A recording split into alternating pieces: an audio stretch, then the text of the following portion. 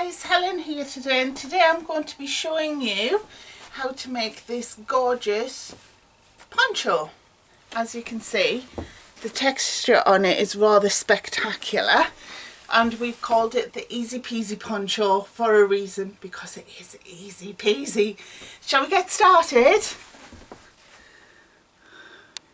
Okay, so let's get started with the poncho. So we need to make two rectangles in order to get this right for the poncho, to get the right shape. As you can see, we've used the crunch stitch. If I come in a little bit there for you, you'll be able to see the texture on that. Now the crunch stitch does give a very beautiful texture without it being overly difficult. I mean, literally it's half double crochets and slip stitches in US terms. And we're going to be using a 6mm or a J hook as well.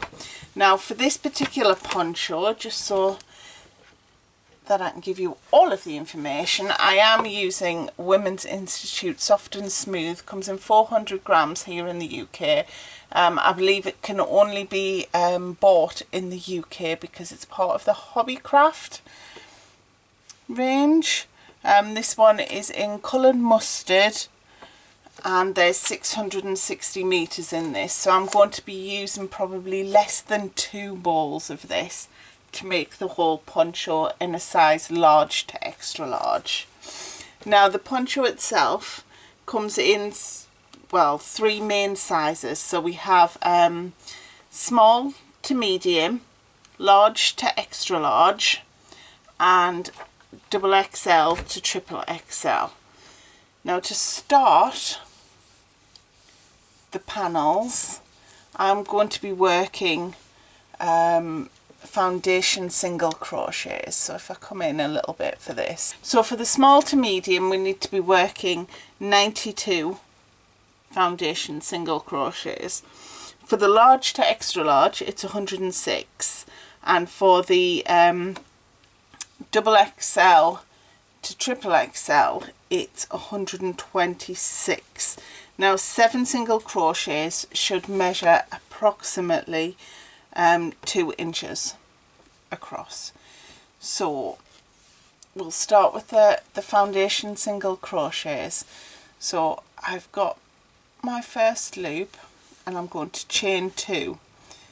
So when you do the foundation stitches there's no chaining involved. If you want to chain and then single crochet across, you would work 93 chains, 106 chains or 127 chains, and single crochet second chain from hook and all the way along. So for the foundation, which is my preferred method, I think it gives a much better finish, I've got my initial chain 2, and then in that second chain, so this is going to count as a stitch, I'm going to insert my hook into the second chain from the hook, wrap the yarn and pull it through. And then if I come in just a little bit more for you, oh, there we go.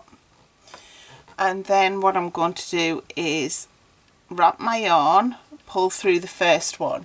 Now this counts as a chain, and then we'll wrap our yarn around our hook and pull through both loops on the hook, and that's your single crochet. So you've noticed I've kept my finger where that first pull through was for the chain. I'm going to insert my hook into both loops of that one,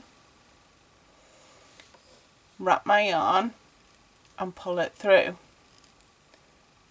and then I'm going to wrap my yarn, pull through the first loop for the chain, and wrap my yarn and pull through both loops on the hook for the single crochet. And I'll do that again. So pull my hook through both loops, wrap my yarn and pull through, wrap my yarn and pull through one. So we've got 2 loops left on our hook, wrap my yarn and pull through 2. Now I have we do have a video tutorial on the foundation stitches, so I'll link that in the comments box, in the description box for you, so you can go and find that. And we need to do that for the number of stitches required for the size that we're making. So because I'm doing a large to an extra large, I need 106 of these foundation single crochets. If I was chaining and then single crocheting across the chain, I would do 107 chains, single crochet from the second chain from the hook, and work all the way along, so that I would end up with 106 stitches. So as you can see, that gives a very lovely, finish. So we've got 1, because that first one counted, 2, 3, 4, 5, 6, 7 there.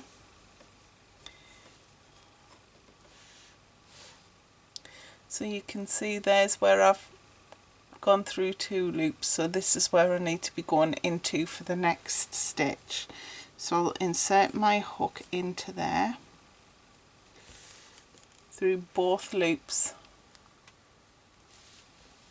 wrap my yarn, pull through, wrap my yarn, pull through 1, wrap my yarn and pull through 2, and we just repeat that process until this row is as long as we require it. So I'll meet you at the end of this row and we'll start our crunch stitch. Okay, so I've got 4 more stitches to do, 4 more foundation single crochets for my poncho. There's 1. So remember, insert it into through both posts. 2, 3,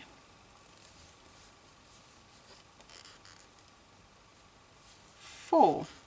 And you'll notice when I do mine's actually, I work it upside down, so my chains are on the top. So I need to remember when I turn it to start working back along the row, that I need to make sure that it's right side up.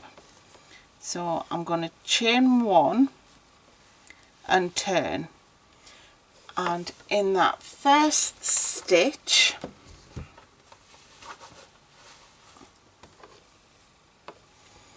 I need to be doing a half double crochet, or a half treble if you're in UK terms. So just to recap on what a half double is, if I zoom in just a little bit. So we've got our 1 loop on our hook, wrap your yarn around your hook, insert it into that first stitch, yarn over and pull through. So now we have 3 loops on our hook, yarn over, pull through all 3. In the next stitch we're just going to slip stitch, just loosely though. This is going to be the key, because if you do it too tight, you'll find it exceptionally tricky to get your hook into that stitch to work on the way back for the next row. So then we need to work a half double crochet in the next stitch. So wrap our yarn around our hook, insert it into that next stitch, wrap your yarn, pull it through, so you've got 3 loops on your hook, wrap your yarn, pull through all 3, and then in the next foundation single crochet we're literally just slip stitching. So insert your hook into the next stitch, yarn over, pull through, and then pull through the first loop on your hook, so you're left with 1 loop. And we're going to do that all the way along, so alternate between your half doubles and your slip stitch until you get to the end of the row. So half double, slip stitch, half double, slip stitch, and just remember not to make that slip stitch too tight.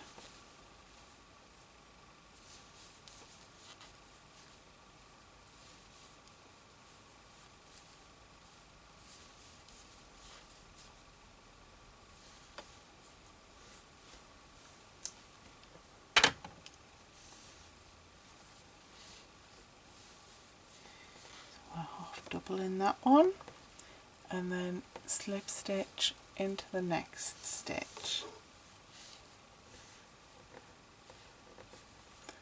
and then we'll half double into the next stitch and slip stitch into the next stitch. So you should finish the row with a slip stitch because we have an even number of stitches all the way across. And I'll meet you at the end of this row. Okay, so I've got 4 stitches left, so I need to half double crochet in the next stitch, slip stitch in the next one, then half double crochet in the next one, and slip stitch into that very last stitch. And then we'll chain 1 and turn our work. Now you can see when you turn your work that we're starting to get a little bit of that gorgeous texture from the crunch stitch. So remember that chain 1 that we've just worked does not count as a stitch. So we'll half double crochet in that first stitch, and then the next stitch will be the one where there's the long third loop there. So we need to single crochet into the front and the back, slip stitch into the front and the back loops of the next stitch, and then we'll half double crochet in the next stitch and slip stitch in the next, half double crochet in the next stitch and slip stitch in the next, and we pretty much follow that pattern all the way to the end of the row. So just to recap, that every row is going to be a repeat of this one. So every row you're going to do your chain 1, turn your work, and then that very first stitch will always be a half double crochet, and then you'll do a slip stitch, half double crochet, slip stitch, half double crochet, slip stitch, all the way to the end of the row. You will always end the row on a slip stitch because we have an even number of stitches.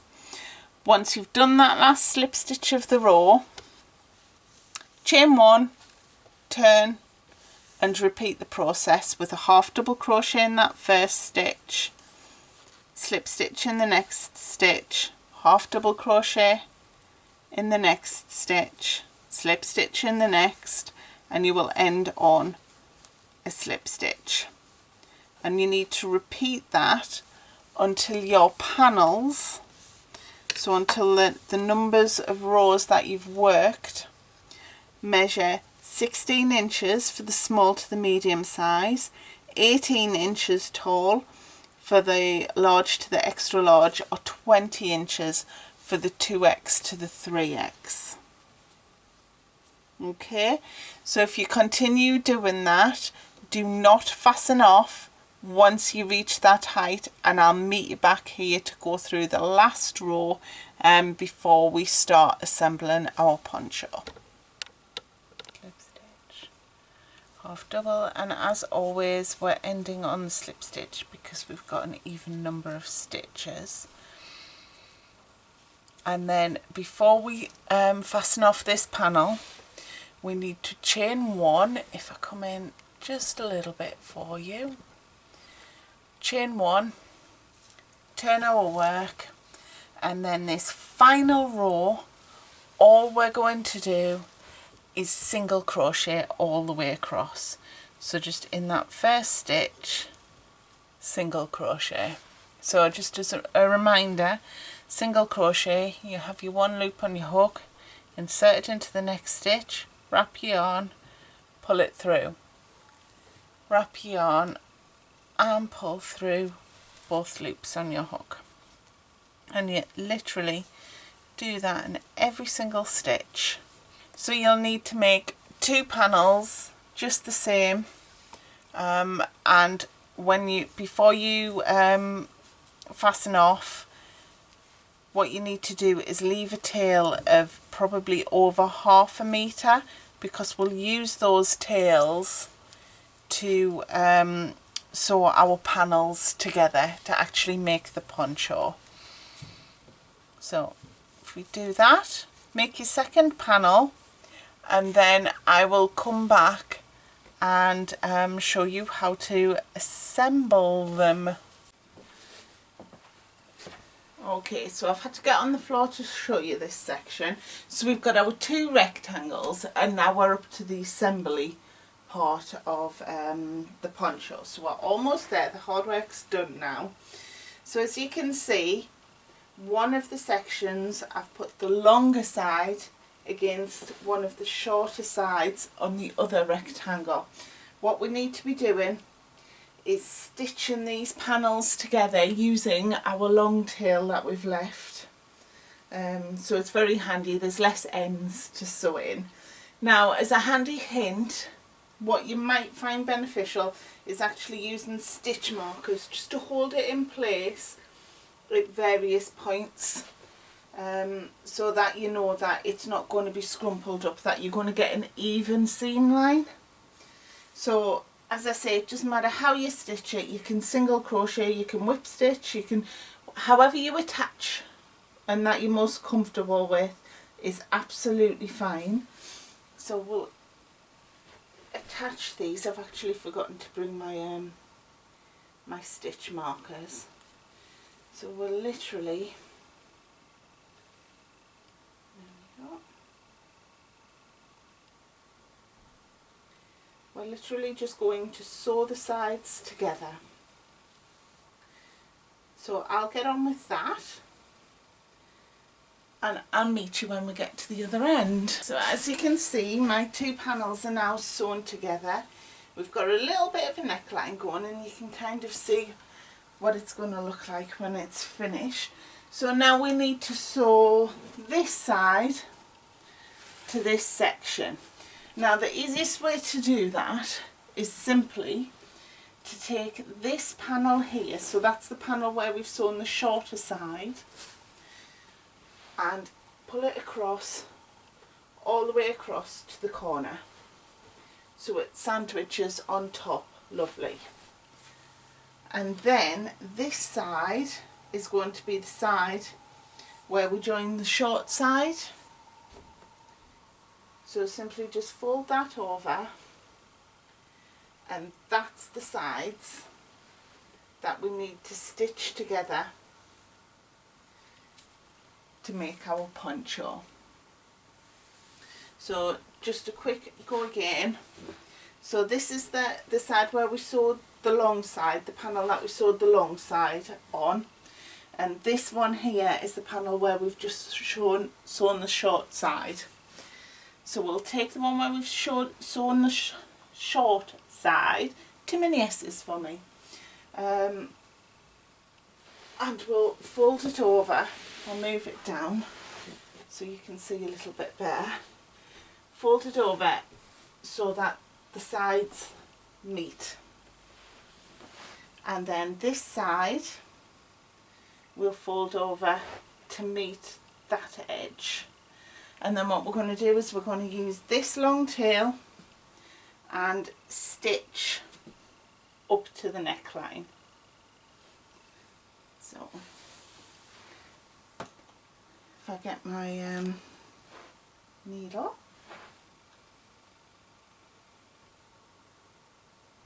stitch. But again, you might find it handy to use stitch markers just to keep your place every 10 or 15 stitches or so, just so that it doesn't bunch up in the middle if you happen to catch it funny. So if you saw that little section just from here to here together. Okay, so now it's assembled. The two panels are sewn together. This is what it looks like. You can leave it like this if you want to. I mean, it looks very pretty. It's absolutely fine. And it can be worn, or you can put a little bit of trim around the neck and around the bottom